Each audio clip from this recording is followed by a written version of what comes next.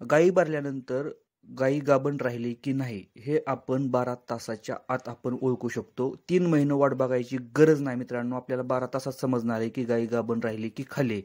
Video शेवटपर्यंत बघा मित्रांनो. व्हिडिओ जर आवडला तर लाईक करा. चॅनलवरती नवीन असेल तर चॅनलला सबस्क्राईब करायला विसरू नका.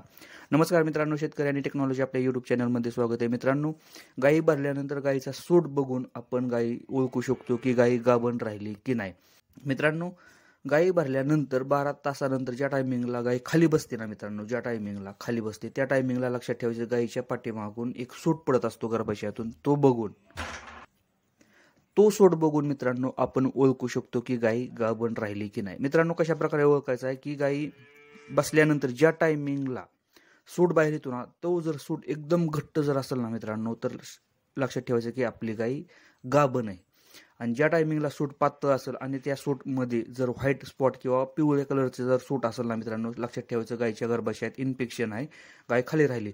सूट जर काचेसारखा जर असेल ना मित्रांनो, तर समजायचं गायीच्या गर्भाशयात मायक्रो म्हणजे कमी प्रमाणात इन्फेक्शन आहे, त्यामुळे गाय खाली राहिली. मित्रांनो, लक्षात ठेवायचं सूट जर घट्ट असेल एकदम तरच आपली गाय गाभण राहिलेली असते.